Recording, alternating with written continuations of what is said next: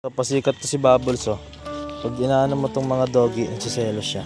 O yan na si Bubbles, yan na. Pasikat na yan. Pasikat yan.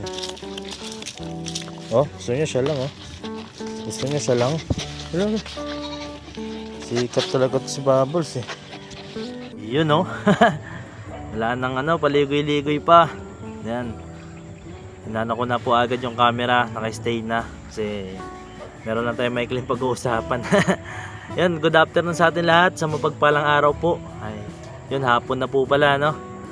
Kanina po kasi ay, yun, galing tayo sa ka-business house. Siyempre, bisita uli, no? Pero si kuya naman na po tumawag po sa atin.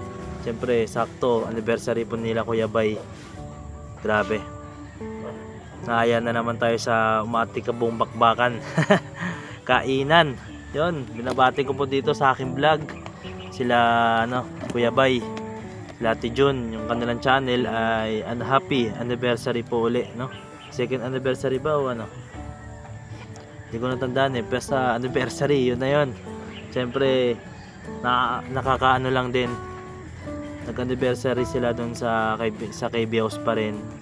Kasi sa pagkakatanda ko talaga si Kuya Bay po ay siyempre naunang kagwang, no? Biruin mo yun. Tapos hanggang ngayon celebrate sila sa sa business family. Yun, kaya deserve talaga nila na yun, mag-celebrate ng anniversary dun sa ka-business family. May magkatugma pa, no? Yun, binabati ko sila Kuya Bay. Yun, salamat po sa pakain nyo kanina. At syempre kila Papa Dins, binabati ko rin po na congrats. Happy Mansari, no? Hindi ko rin natandaan kanina kung ilang months na, mga 4 months ata, kung hindi po ako nagkakamali. At yun, maraming salamat po sa ka-business family, sa kabutihan yung loob at kababaang loob din po para sa akin. Kasi iba talaga kapag ibang magmahal, no? Yung ka-business family. Dati lang nagkaroon lang tayo ng hindi pagkakaunawaan. Siyempre bilang tao natural lang yun. Pero yung gagaya ng vlog po sa atin kanina, panoorin nyo po yung vlog ng Sang Kuya Ka-Business. Punta natin kanina na yung pagbabalik, no, ng samahan, yung pagbabalik ng dati naming samahan. Yung panoorin nyo po kasi marami rin yung vlog na yun. Madaming daming kwento about sa akin. Siyempre kay Kuya Bugi, kay Papa Dins, kay Kuya Bay, anniversary. Grabe, daming po yung sa vlog na yun, ang daming pangyayari. Kaya yun, maganda panoorin rin po. At ito'y maikli lamang bago ako magsundo, no? Dumaan muna ako dito sa bukid. Siyempre nakakamiss din mag-vlog, no, ng dito. Siyempre namiss ko rin para meron din tayong panibagong upload. Yun, matagal na rin po kasi, no. Yun, marami pa rin pala nagtatanong bakit di po ako nakasama. Sakto rin po na sasagutin natin sa yung pagpunta po nila sa kila Kuya Kalingap, Kuya Bal. Hindi po tayo nakasama, pero pangunahan ko na po kayo kung bakit hindi po ako nakasama. Kasi ako po ay sumama po yung pakiramdam ko that time. Kasi yung alis po nila ay yun, madaling araw. Kumbaga linggo po kasi naglaro pa ako ng volleyball. Sama ko po si Tricia at yung mga kaibigan po namin. At pagod po ako at dahil sa lamig ng panahon din, no, parang sumama yung pakiramdam ko.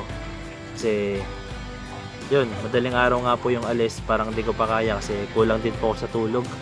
Daming dahilan, no? Pero humingi po ako ng pasensya, no? Kasi hindi po ako nakasama. Pero sa nagsasabing hindi sinama nila Kuya Ka-Business, ay dyan po kayo nagkakamali. Kasi sigula, matagal na po akong inayan ni Kuya Ka-Business, no?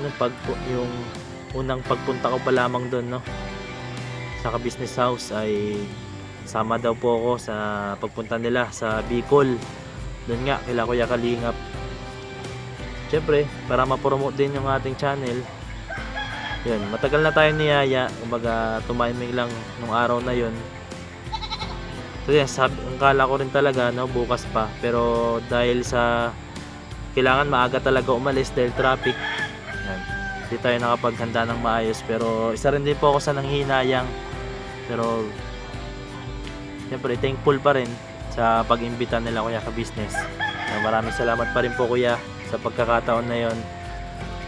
At ito, grabe, ang laking ano ko pa rin sa sarili ko na hindi po ako nagkamali sa aking desisyon, no, sa pagpunta sa Ka-Business House. Sa nagsasabing, marami rin po kasing comment na nagsabi na ano diba, marami po akong hindi sang-ayon sa pagbabalik ko, madaming umalis sa akin.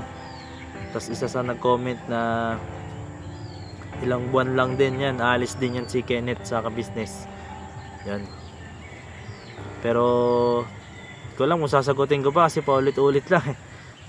Di po ako totally na bumalik sa Ka-Business family. Ang pagbabalik ko ay pagtanaw ng utang na loob, no?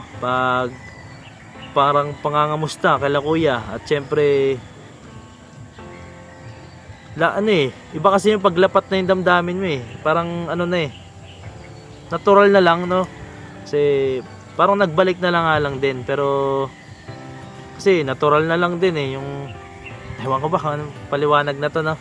Basta sa akin sarili, iba pa rin kasi yung pakiramdam no, nandun sa Ka-Business family, parang wala lang nangyari, no?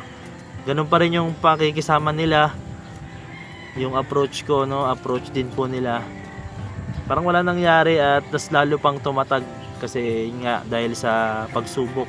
Sinubok tayo nung 2025, pero ngayon 2026, no? Sana message ko, no, sa halos lahat ng nasa part po ng Ka-Business family, no, dito tayo nakilala lahat. At sana mawala na yung samaan ng loob. Kung sino may tingin nyo, kung kayo nagkamali, kung sino may nagkamali, no, sundin natin yung utos na lagi tayong magpakumbaba, na kahit nagkamali tayo o kahit sila yung nagkamali, dapat tayo pa nga rin po yung nagpapakumbaba, no? Kahit sino naman no? Tsaka totoo, no, walang taong hindi nagkakamali, kaya wala rin perpekto dito. Kaya ang pangunahin ay yung pagmamahalan, pagpapatawad sa isa't isa.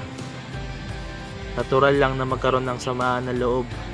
Natural lang yan kasi namumuhay tayo sa mundo, sinusubok talaga tayo. Marami. Ngayon nasasabi ko to kasi hindi lang para sa akin sarili. Marami kasi ako natutunan, no, kay Kuya. Grabe magpayo. Siyempre kung sino man yung idol nyo ngayon, di natin makakaila yung natutunan namin kila Kuya Ka-Business sa Ka-Business family. Kahit saan man tayo dalhin, aral na tayo, no? Pero para sa akin sarili, aral po ako, no? Para sa akin lang naman. Pero so ayun nga, hanggang dito lang ang aking vlog. Salamat sa pakikinig po ninyo. Kung ulitin natin kung bakit di po tayo nakasama, yun nga kanina, paglilinaw lang. Yun, salamat po sa panonood ninyo. At yung tuta po pala, no? At yung pala, no, yung huli ko pong vlog sa mga tuta, mga puppies na anak po ng aso namin. Kaya po namin yun, gusto rin ipa-adapt sa wheeling. Siyempre dapat nasa maayos din, sure namin nasa maayos na kalagayan yun. Kung di mapunta sa kapitbahay namin, sa mga may gusto, no? May nag-comment po, na-replyan ko po, at yun sa Facebook kami nag-chat. Yun, kaya po namin gusto rin ipa-adapt kasi gusto rin ng magulang po namin, no, si Papa, na isa lang muna, no, yung alaga sa bahay, yung alagang aso sa bahay. At yun, pangalawang kasing anak na rin po kasi ng aso namin. At yun, salamat po ulit sa pakikinig.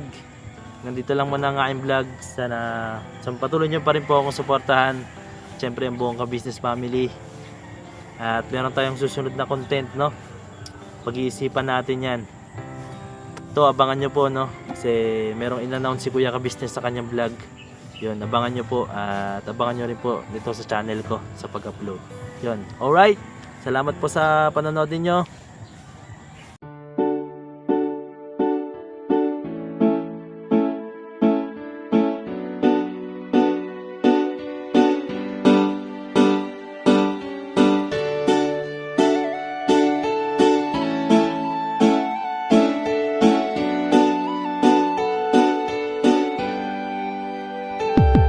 Papa Dins, ikaw ang aming dapat na tularan. Papa Dins, ikaw ang matatag na minsan di ka talagang maaasahan. Maging ang payo mo, patunay lang. Papa Dins, ikaw ang idol ko. Papa Dins, dapat ka sa yumangan at tulungan. Papa Dins, ikaw ang aming dapat na tularan. Talagang maaasahan. Maging ang payo mo, patunay lang. Papa Dins, ikaw ang idol ko. Gusto ko lang pasalamatan mga kagaya mo. Ikaw ang dapat na tularan at iniidolo ng karamihan sa tunay na buhay na ito. Salamat sa'yo Papa Dins, ikaw ang idol ko. Ang dami mo nang natulungan at yun ay may katibayan. Aking napapanood mga nahihirapan sa buhay. Ay tunay na iyong sinasagip nang hindi nang hihingi ng anuman ang kapalit. Marami ka ng pinag-aral, binigyan mo ng gabay at ang hangarin lamang sila ay magtagumpay upang ang mga pangarap kanilang mabot kamay. Dito ka nagsimula at ito ang ginawang tulay. Kung ano meron ka ngayon, Pops, deserve mo yan. At ang